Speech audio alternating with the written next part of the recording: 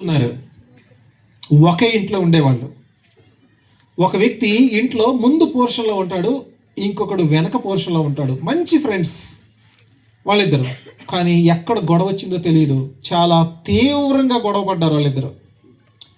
వెనక ఉన్నటువంటి వాడికి మాత్రం ముందు ఉన్నటువంటి వాడి మీద ఎక్కడ లేని కోపం, కానీ ఏమీ చేయలేడు. ఎలాగైనా కక్ష తీర్చుకోవాలనుకుంటున్నారు, కానీ అవకాశం దొరకట్లేదు. చూస్తున్నాడు, ఆలోచిస్తున్నాడు. ఒక్క అవకాశం దొరికింది. ముందున్న వాడు పెంచుకుంటున్నటువంటి, ఎంతో అపురూపంగా పెంచుకుంటున్న ఒక పప్పి కుక్క, దాన్ని మచ్చిక చేసుకున్నాడు. వీడు ముందున్నోడు చాలా స్ట్రిక్ట్.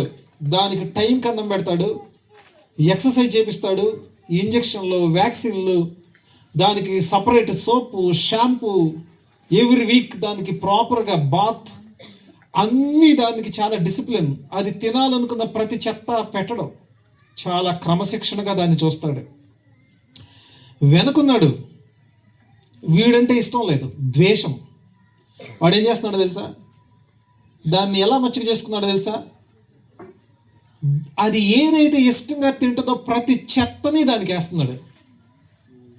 కుక్క కదా, ఈ క్రమశిక్షణతో ఆహారం పెడుతున్న వీడికంటే కూడా దానికి ఇష్టం వచ్చిన ప్రతిదాన్ని పెడుతున్న వాడి దగ్గరే ఎక్కువసేపు ఉంటుంది. ఇక రావట్లేదు, పిలిస్తే కూడా. వీడు బాధపడుతున్నాడు. అరే, దాని ఆరోగ్యం పాడైపోతుంది, ఏం చేయాలి అర్థం కావట్లేదు. ఒకరోజు గట్టిగా అడిగాడు, ఇది నా కుక్క, నేను కొనుక్కున్నా, నీ ఇష్టం వచ్చిన ఆహారం దానికి పెట్టొద్దంటే వాడు ఏమన్నాడు తెలుసా? నువ్వేం చేస్తావో చేసుకోపోరా అన్నాడు. పంచాయతీ పెద్దదైంది.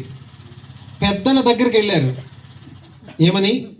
సమాధానం ఏదన్నా చెప్పండి, పరిష్కారం చేయండి. ఇదిగో వీడు నాదంటున్నాడు. కాదు సార్, అది నాది, చెప్పండి అన్నాడు. పెద్దలు అన్నారు, మేమేం చెప్పగలం? నీవో పక్కన నుంచో, వాడో పక్కన నించుంటాడు, మీరిద్దరు దాన్ని పిలవండి. ఎవడి దగ్గరికి అది వెళ్తుందో వాడే దాని యజమాని. ఇద్దరు చెరో పక్క నిలబడ్డారు, దాన్ని మధ్యలో ఉంచారు. పిలవండి అన్నారు. ఇద్దరు పిలుస్తున్నారు. అది ఆలోచిస్తుంది. ఏం ఆలోచిస్తుంది చెప్పండి? ఏం ఆలోచిస్తుంది? ఎక్కడికి వెళ్దాం? వీడేమో ఉదయం లేచి పొద్దున్నే రన్నింగ్ అంటాడు, 4-5 కిలోమీటర్లు. వారానికి ఒకసారి స్నానం అంటాడు, సపరేట్ షాంపూ అంటాడు, వ్యాక్సిన్లు అంటున్నాడు, ఇంజక్షన్లు అంటున్నాడు, ఇంకేదో ట్యాబ్లెట్స్. ఎక్కడ పడితే అక్కడ దాన్ని పడుకోనివ్వడం, ఎక్కడ పడితే అక్కడ ఏది పడితే అది తినేవ్వడం. ఆలోచిస్తుంది. వీడి వైపు చూస్తుంది. వీడేం చేస్తాడు చెప్పండి?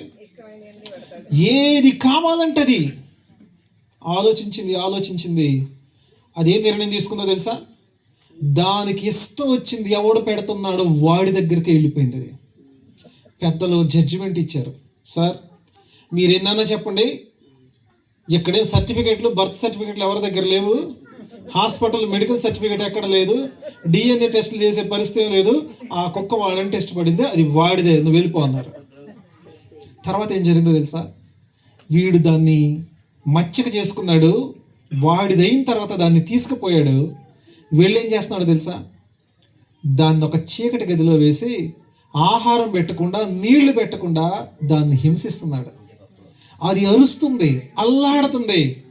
తర్వాత చాలా బాధపడుతుంది, దుఃఖపడుతుంది. వీడు ఇంకేం చేయడానికి లేదు. ఎందుకో చెప్పనా? అది కోరుకుంది వీడు కావాలని. ప్రియమైన స్నేహితులారా, దేవుడు ఎలాంటి వాడంటే క్రమశిక్షణ కలిగినవాడు. ఆయన కొన్ని పద్ధతులు ఉన్నాయి. ఆయన నీతిపరుడు, ఆయన పరిశుద్ధుడు, అవినీతిని సహించేవాడు కాదు. కానీ సాతాను నీకు అవినీతిని, అక్రమాన్ని, నీకు ఇష్టం వచ్చిన పాపాన్ని నీకు ఎరగా వేస్తుంటే దాన్ని మరిగి నాకు సాతాను కావాలనుకుంటున్నావేమో నువ్వు. ఒకరోజు రాబోతుంది, నీ నిర్ణయం నీ నిత్యత్వాన్ని ప్రభావితం చేయబోతుంది. ప్రియమైన స్నేహితులారా, మనం ఎన్నుకున్న ముఖ్యమంత్రి మనల్ని పరిపాలిస్తాడు. మనం ఎన్నుకున్న ప్రధానమంత్రి మనల్ని పరిపాలిస్తాడు. కాదు అంటానికి ఎవడికి హక్కు లేదు. ఇంకంతే. నీవు ఎవరిని ఎన్నుకుంటావు? నిన్ను ప్రేమించి యుగయుగాలు నీతో నీ సహవాసాన్ని కోరుతూ నీకు నిత్య జీవాన్ని ఇవ్వాలని ఆలోచించే దేవుడున్నాడు. ఆయన మంచివాడు, క్రమశిక్షణ కలిగినవాడు, పరిశుద్ధుడు, పాపాన్ని ద్వేషించేవాడు. కానీ నీ కీడు కోరుకునేటటువంటి సాతాను కూడా ఉన్నాడు. తాత్కాలికంగా నిన్ను ప్రలోభపెట్టి, నిన్ను ఆకర్షించి, ఏదో ఒక పాపంతో నిన్ను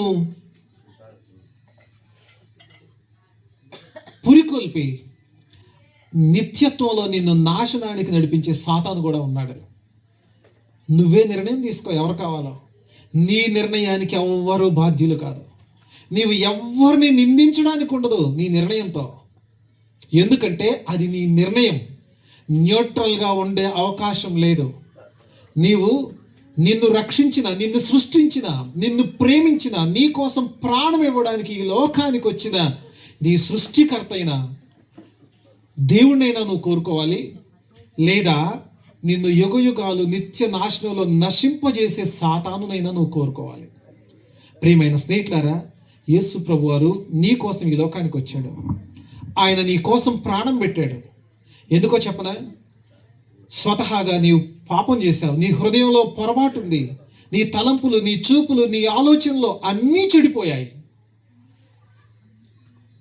దానికి ఎవరు పరిష్కారం చేస్తారు? నువ్వు అనుకుంటావు చాలాసార్లు, నీ లోపల ఉన్న పాపాన్ని బట్టి నీ సొంతంగా ఏదో పరిష్కారం చేయాలనుకుంటావు. ట్రాఫిక్ చలానా, నువ్వు ట్రాఫిక్ సిగ్నల్ జంప్ చేసి 500 రూపాయలు ఫైన్ పెనాల్టీ ఇంటికి వస్తే, ఎక్కడో నీకు తెలిసిన వాళ్ళకి 10 రూపాయలు దానం చేస్తే సరిపోద్దా? 500 రూపాయల పెనాల్టీ నువ్వు అక్కడే చెల్లించాలి. ఎక్కడ చెల్లిస్తే కుదరదు. 500 రూపాయలకు ఒక్క రూపాయి తక్కువైనా కూడా కుదరదు. దేవుని నీతి విధి అట్లాంటిదే. నువ్వు దేవుని దృష్టిలో పాపం చేశావు, ఆయనకు కోపాన్ని కలిగిస్తున్నావు. నీ క్రియలు, నీ ఆలోచనలు, నీ తలంపులు ఆయన కోపాన్ని కలిగిస్తున్నాయి. ఆయన దృష్టిలో నువ్వు పాపివి. దానికి పరిహారం ఆయన దగ్గరే చెల్లించాలి. నేను చెల్లించలేం, మన శక్తి చాలదు. ఎందుకంటే పాపం వల్ల వచ్చే జీతం మరణం, దానికి వచ్చే శిక్ష నిత్య నరకం. కానీ దేవునికి ఒకే ఒక మార్గం ఉంది దాన్ని తప్పించడానికి. ఏంటో తెలుసా? నీపైకి నాపైకి రావాల్సిన శిక్షను ఆయన మీదే వేసుకోవడం, ఆయనే భరించడం.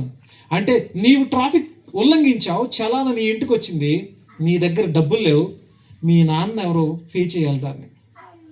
నిన్ను ప్రేమించిన దేవుడు నీ శిక్ష అంతా భరించాడు. ఆయన నీ మీదకి రావాల్సిన శిక్షను తాను తీసుకున్నాడు న్యాయంగా.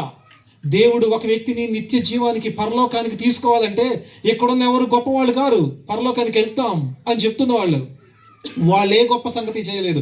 కానీ వాళ్ళు న్యాయంగా ఎందుకు వెళ్తారు పరలోకానికంటే, వారి మీదకి రావాల్సిన పాపం యొక్క శిక్ష అంతా, దేవుని ఉగ్రత అంతా ఆయనే తన మీద వేసుకున్నాడు. ఆ శిక్ష ఆయనే భరించాడు, రుణం చెల్లించాడు, రుణ విముక్తుల్ని చేశాడు. అందుకే న్యాయంగా నిత్య జీవానికి వెళ్ళొచ్చు.